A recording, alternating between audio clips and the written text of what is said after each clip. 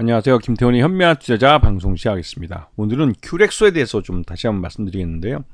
지난해 큐렉소가 좀 하반기 때부터 해서 인도나 일본, 이런 일본 시장은 아직까지 이제 승인을 받고 한 게 아니라 수출을 위한 테스트 물량들을 이제 일본으로 보낸 것이죠. 그래서 아직까지 그 규모의 경제를 달성하지 못한 것으로 평가되는데, 그래도 국내에서 이 수술 로봇이 어느 정도 이제 보급이 되기 시작했습니다. 특히나 이제 의정 갈등으로 의사들이 부족해지면서 이 수술 로봇을 도입하는 병원들이 늘어나고 있죠. 지금 이 회사의 주력 제품은 큐빅 조인트라는 이 무릎 관절, 인공 관절을 수술하는 로봇입니다. 이게 이제 지금 종합병원에도 많이 나가 있고 중급 이상 그 병원들에도 많이 보급이 되어 있으면서 국내에서 이제 이 회사의 주력 상품이라고 할 수가 있죠. 그래서 이 수술 로봇이 한번 처방이 이제 설치가 되고 수술을 시연하게 되면 그 각종 데이터들이 쌓이면서 새로 이제 계속 업그레이드가 되면서 좀 더 완성도를 높여가게 되는 거죠. 그리고 그거 외에도 이 척추 수술 로봇도 있고, 그다음에 그 재활 로봇도 있습니다. 이런 다양한 종류의 로봇들을 내놓으면서 로봇 수술, 의료 로봇들이 이제 점점 시장을 넓혀가고 있는 그런 과정에 있는 겁니다. 그래서 지금 보시게 되면 여기에 관련해서 다양한 그 큐렉소 부설연구소에서 유망암 수술 로봇이나 이런 것들이 계속 연구되고 있고 관련된 특허가 만들어지면서 이게 이제 상품화되기 위한 연구가 진행되고 있던 거죠. 그래서 지난 1분기 기준으로 봤을 때 의료 로봇 부분이 전체 매출액의 약 35% 정도를 차지했고, 임플란트 사업 분야가 한 18% 정도, 그리고 이런 의료 로봇의 해외 수출 이쪽이 45%의 매출을 차지했습니다. 그만큼 이 해외 쪽 시장이 점점 커지고 있다는 반증이 되기도 하죠.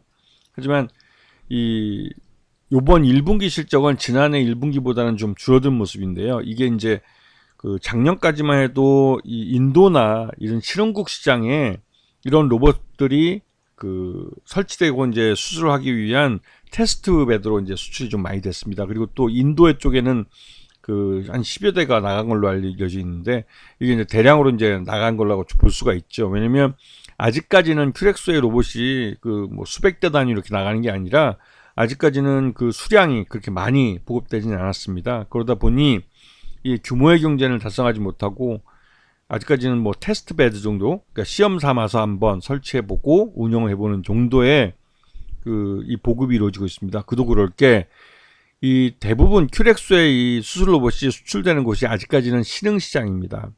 즉 이제 의료 로봇으로서 로봇 수술을 할 수 있는, 제대로 처방하고 제대로 시술이 될 수 있는 선진국 의료 법인들은 아직까지는 대형 병원들이 이런 수술 로봇 도입하는 데 있어서 굉장히 좀 보수적이고 좀 까다로운 조건들을 내세우고 있고, 특히나 아직 일본이나 미국, 특히 미국 FDA 같은 경우는 로봇 수술에 대한 승인을 받지 못한 것이죠. FDA 승인을 받으면 그나마 대형 병원, 특히 이제 보험회사 중심으로 해서 이런 수요가 많이 늘게 되면 보험 수가도 굉장히 낮아지겠고, 또 병원들도 의사들에 대한 인건비도 줄이고 비용도 줄일 수 있기 때문에 로봇 수술을 더 늘릴 가능성이 큰데, 그런 선진국 시장을 뚫고 나오는데 이 인허가가 하나의 무역 장벽이 되고 있습니다. 근데 요번에 이러한 무역 장벽을 올해 이제 뛰어넘기 위해서 이 큐렉소가 준비를 하고 있죠. 이 큐렉소의 최대주는 HY라고 이게 이 한국 야쿠르트입니다. 이제 영어 약자로 쓰니까 이렇게 보이는데요. 그래서 이 최대주의 최대주는 역시 팔도라는 라면 만드는 회사. 우리 쉽게 말하면 왕뚜껑이 아니라 도시락을 만드는 회사죠.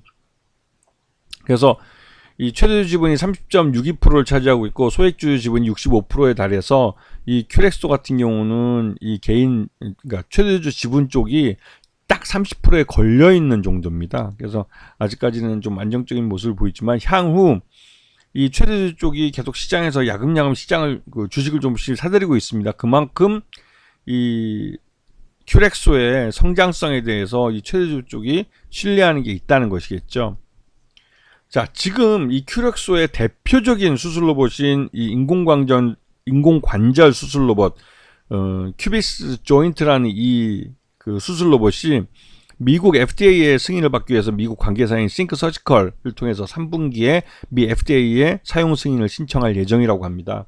그래서 이게 사용 승인이 허가가 되면 미국 시장이 본격적으로 열리기 때문에 말 그대로 이제 큐렉소는 잘하면 이제 미국 시장을 배경으로 해서 이 그 규모의 경제를 달성할 수도 있고, 특히나 이제 일본 쪽은 이 교세라라는 일본 대기업을 통해서 그 일본 이 시장에 진출하려고 그러는데, 일본은 아시다시피 대표적인 노인 국가로 이제 이런 의사의 부족 사태가 있는 나라이기도 합니다. 우리보다 먼저 의사 부족이 좀 발생하고 있고, 그래서 이 수술 로봇에 대한 이 수요가 있는 국가로 알려져 있죠. 그리고 일본 같은 경우는 이런 수술 로봇에 대한 충분한 비용을 지불할 수 있는 경제력이 있는 국가입니다.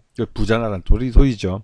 그래서 이 미국과 일본의 이런 사용 승인을 얻게 되면 큐렉서는 본격적인 규모의 경제를 달성하는 로봇 수술 회사가 될 가능성이 큽니다. 그러한 기대감으로 작년 하반기 때 좀 매수가 들어왔다가 그 이후 이 인허가가 늦어지면서, 미국 FDA 승인이나 일본에 대한 인허가가 늦어지면서 이런 실망 매물이 좀 시장에 나오기도 했죠. 그래서 지금 주가를 보면 작년 하반기 때, 그러니까 작년 그 상반기 때 주가 많이 올랐다가 하반기 때 이러한 승인이 늦어지면서 지체되면서 실망 매물이 좀 늘고, 그러면서 주가가 또 올해 들어와서 상반기부터 이렇게 줄어든 상태입니다.